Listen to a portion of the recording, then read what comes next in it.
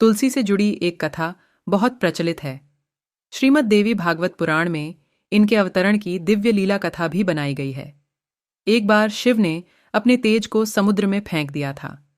उसे एक महातेजस्वी बालक ने जन्म लिया। यह बालक आगे चलकर जालंधर के नाम से पराक्रमी दैत्य राजा बना। इसकी राजधानी का नाम जालंधर नगरी था। दैत्यराज कालनेमी की कन्या वृंदा का विवाह जालंधर से हुआ। जालंधर महाराक्षस था।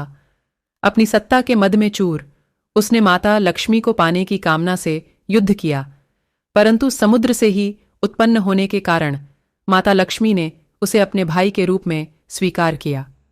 वहां से पराजित होकर वह देवी पार्वती को पाने की लालसा से कैलाश पर्वत पर गया। भगवान देवाधिदेव शिव का ही रूप धरकर माता पार्वती के समीप गया, परंतु मां ने अपने योग बल से उसे तुरंत पहचान लिया तथा वहां से अंत ध्यान हो गईं। पार्वती ने क्रुद्ध होकर सारा वृतांत भगवान विष्णु को सुनाया। जालंधर की पत्नी वृंदा अत्यंत पतिव्रता स्त्री थी। उसी के पतिव्रत धर्म की शक्ति से जालंधर न तो मारा जाता था और न ही पराजित होता था।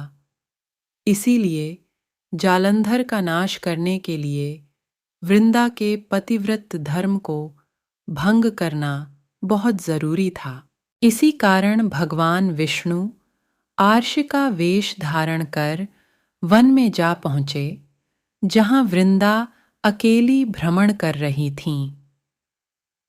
भगवान के साथ 2 मायावी राक्षस भी थे, जिन्हें देखकर वृंदा भयभीत हो गईं। आर्षि ने वृंदा के सामने पल में दोनों को भस्म कर दिया। उनकी शक्ति देखकर वृंदा ने कैलाश पर्वत पर महादेव के साथ युद्ध कर रहे अपने पति जालंधर के बारे में पूछा। आर्षि ने अपने माया जाल से 2 वानर प्रकट किए। एक वानर के हाथ में जालंधर का सिर था तथा दूसरे के हाथ में धड़। अपने पति की यह दशा देखकर वृंदा मूर्छित होकर गिर पड़ी। होश में आने पर उन्होंने ऋषि रूपी भगवान से विनती की कि वह उसके पति को जीवित करें। भगवान ने अपनी माया से पूर्ण जालंधर का सिर धड़ से जोड़ दिया, परंतु स्वयं भी वह उसी शरीर में प्रवेश कर गए।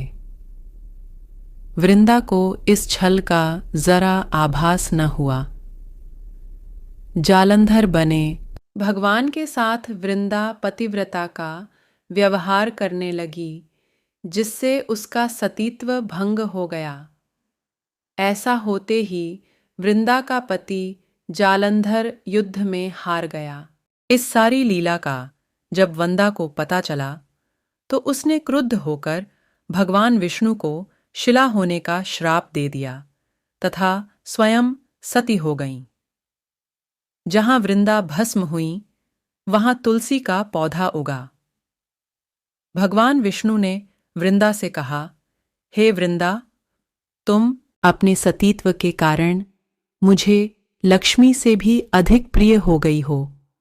अब तुम तुलसी के रूप में सदा मेरे साथ रहोगी।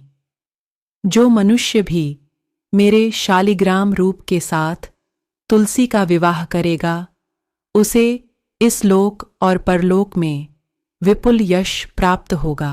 जिस घर में तुलसी होती है, वहां यम के दूत भी असमय नहीं जा सकते।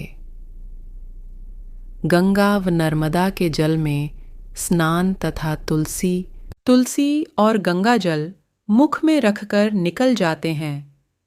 वह पापों से मुक्त होकर वैकुंठ धाम को प्राप्त होता है। जो मनुष्य तुलसी व आंवलों की छाया में अपने पितरों का श्राद्ध करता है, उसके पितर मोक्ष को प्राप्त हो जाते हैं। उसी दैत्य जालंधर की यह भूमि जलंधर नाम से विख्यात है। सती वृंदा का मंदिर मोहल्ला कोट किशनचंद में स्थित है। कहते हैं इस स्थान पर एक प्राचीन गुफा थी जो सीधी हरिद्वार तक जाती थी।